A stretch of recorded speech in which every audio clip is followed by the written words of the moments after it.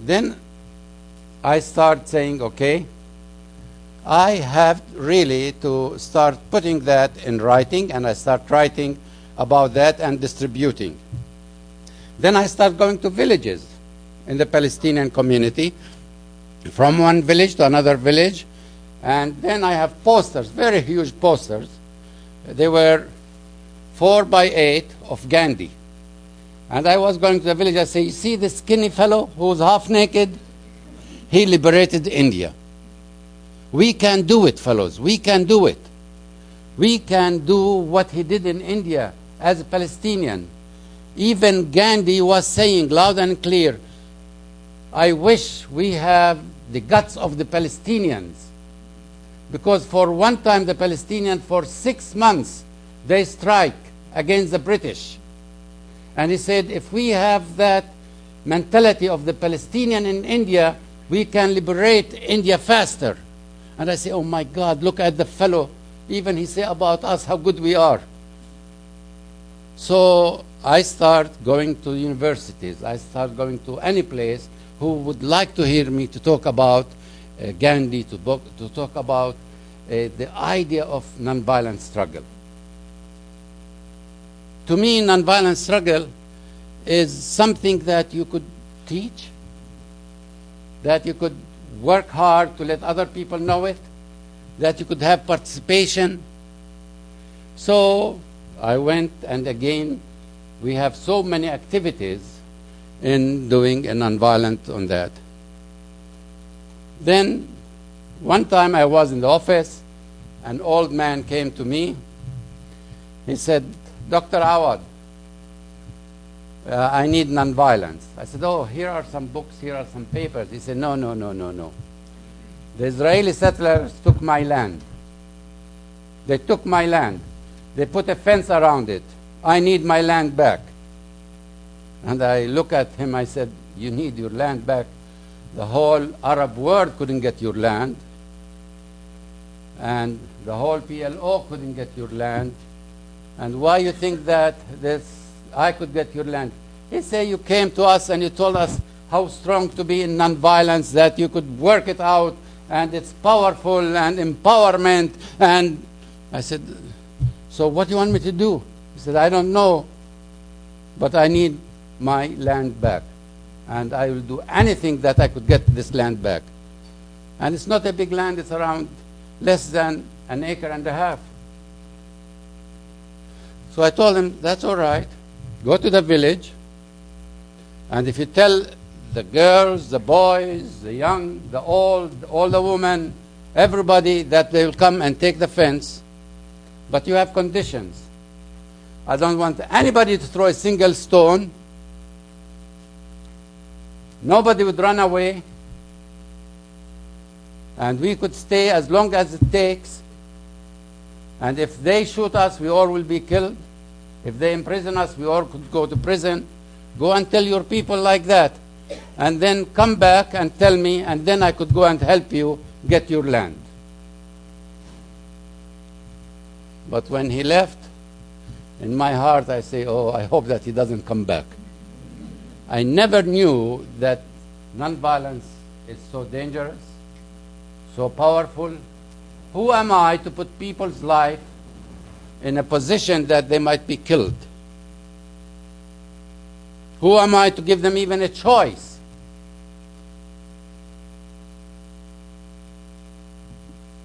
In 2 days he came, he said, we are ready. So I called not only the Palestinian press, I called Israeli press, the international press, and I thought, if I am going to be killed, at least I'll have my picture in the paper.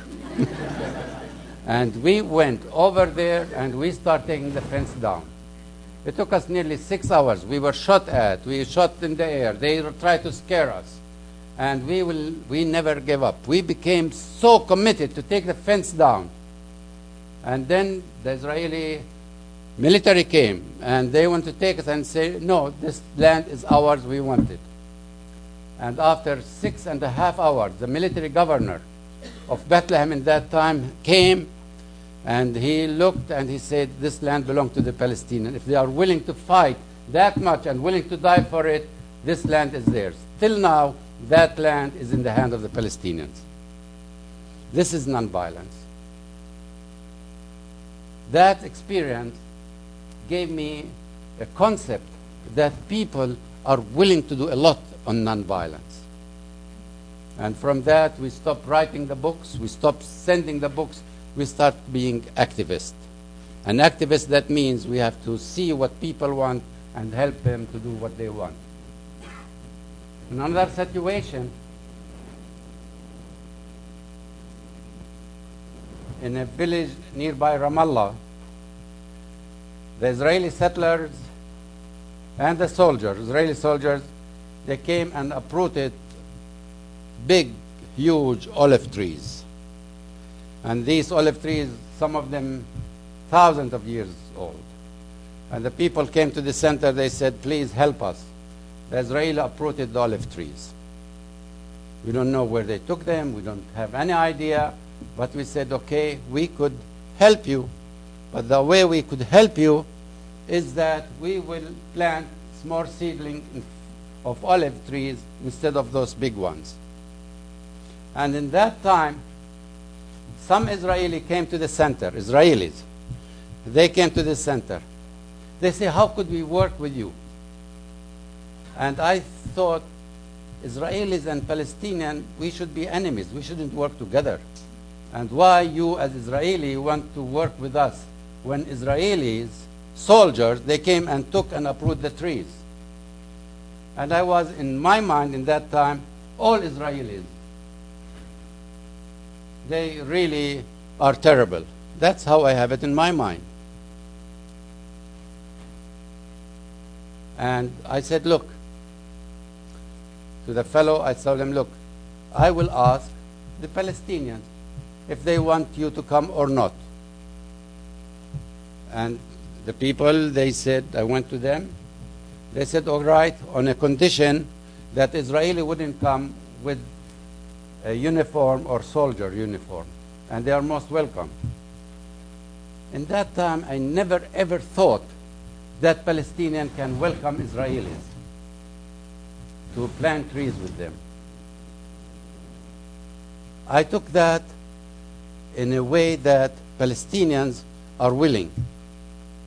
And I said, but they are coming and we will be during 12 o'clock and they have to eat. Somebody have to cook to them. And I tell them to the people in the village, you have to make a decision, want you to cook for them. Oh, it took like a week to decide, and they said, we'll cook for them. But I said, you cannot let them eat by themselves. We have to eat Palestinians and Israelis together, and to break bread together. And they said, we are willing to do that. Those are in the village, they never saw an Israeli except with a gun, except to come and take their father or mother or their loved one to prison or to kill them or to destroy their homes. And they are willing to do that. I was so proud. I was so emotionally saying that Palestinians are willing, when you talk to them about those issues, not to enforce them on it. And we did that, and they ate together, and till now, Palestinians and Israeli from that village, they visit each other, they talk to each other, they became friends with each other. And we saw there is no difference between Palestinians and Israelis. We are all human beings. And when you see and show your humanity, the other person will let you see and show you his or her humanity. And that becomes an issue of peace. And that is nonviolence. It's how to change the person you hate most to be your friend. But not always we have that much of an easy way. I was very, very much opposing for the Palestinians that Israeli occupy us and they make money out of the occupation of us. So then I was interested in saying that we should not pay any taxes. And I hope that we could do it here in the United States when you're upset about the war in Iraq, hey, decide not to pay taxes. Then United States Treasury had to find somewhere else money from you rather than your taxes. And it can be done.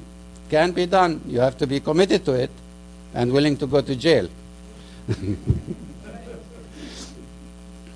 Not only that, we commit ourselves that we cannot eat and drink from any Israeli product so that they don't make any money on us. And I was telling the Palestinians, even if you want to smoke, don't smoke Israeli cigarettes. If you want to kill yourself with Palestinian cigarettes. So we push hard that we have ourselves. Okay? So whatever we do, it have to be Palestinians. We have to sing the Palestinian songs.